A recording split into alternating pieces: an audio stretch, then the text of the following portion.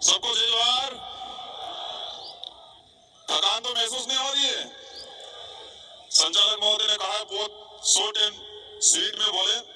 मैं कोशिश करूंगा कि मेरी भावना, मेरी बात बहुत कम शब्दों में, बहुत कम समय में रखूं।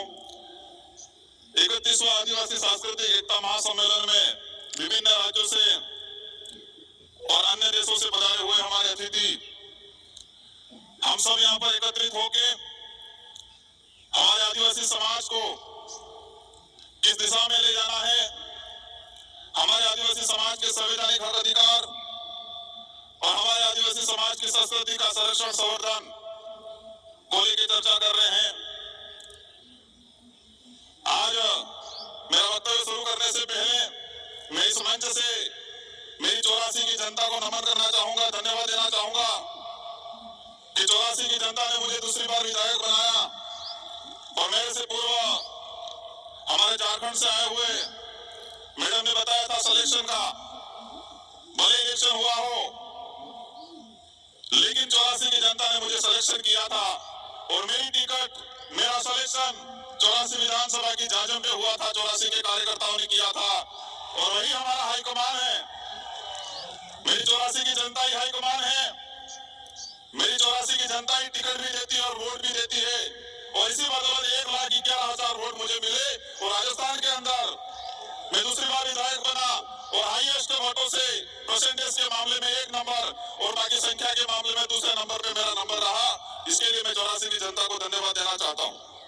आज देश में हो क्या रहा है, आज देश की जो स्थिति है और देश में विशेषकर बात करें आदिवासी समुदाय की, हम एकत्रित होते हैं, हम बातें करते हैं बारी बारी से, लेकिन ये बातें धरातल पे इम्प्लीमेंट कैसे हो पाती है, हम कितना करते हैं, वहां तक नहीं जाते हैं। लेकिन मैं मेरी विधानसभा और मेरी विचारधारा, जिस विचारधारा से आता हूं, जिस संगठन से आता हूं, उनको मैं धन्यवाद देना चाहता हूं।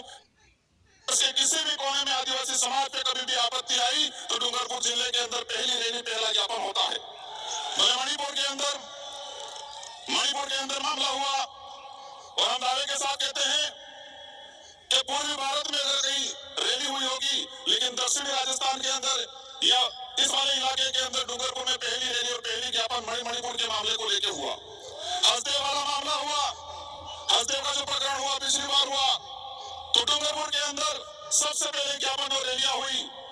किसी भी प्रकार के कोई भी केवड़िया का मामला हुआ, केवड़िया का जैसा मामला हुआ, हमारे संगठन के लोगों ने डूंगरपुर जिले उदयपुर संभाग के अंदर और विशेषकर हम हर बार पूरे बिल प्रदेश के एरिया के अंदर सभी जो उपखंड कार्यालय हैं वहां पर ज्ञापन देने का काम करते हैं। वो इसलिए होता है हर बार क्योंकि आदिवासी समाज की, हमारे आदिवासी परिवार की एक विजन बुक है और इस विजन बुक के तहत आदिवासी परिवार की सिलेक्शन प्रणाली और सिलेक्शन प्रणाली से हमारा विधायक और हमारा प्रधान चुना जाता है। तो वो विधायक मैं खुद मान लो हम जनता के प्रति जवाबदेही है, न कि हाईकमान के प्रति, क्योंकि जनता ही, हमारे क्षेत्र की जनता हमारा सिलेक्शन करती है तो हम जनता के प्रति जवाबदेही है। तो ये व्यवस्था पूरे देश के अंदर आदिवासी जहाँ है वहां पर यह होना चाहिए। आज हम बातें कर रहे हैं कि हमारे पूर्वज ने इतना बलिदान दिया। मैं एक बात बोलना चाहूंगा कि हम कुछ कर पाए नहीं कर पाए, लेकिन इतना काम जरूर करना है कि हमारे पूर्वजों ने जो व्यवस्था बनाई है, हमारे पूर्वजों ने जो लड़ झगड़ के लाखों बलिदान देके ये जो संवैधानिक प्रावधान जो हमको दिए हैं, जो शेड्यूल 5 या शेड्यूल 6 का है, और इन प्रावधानों के तहत हमको आदिवासी होने का प्रमाण पत्र मिलता है और वो प्रमाण पत्र मिलता है तब हम एमएलए एमपी बनते हैं। अगर वो प्रमाण पत्र नहीं मिलता तो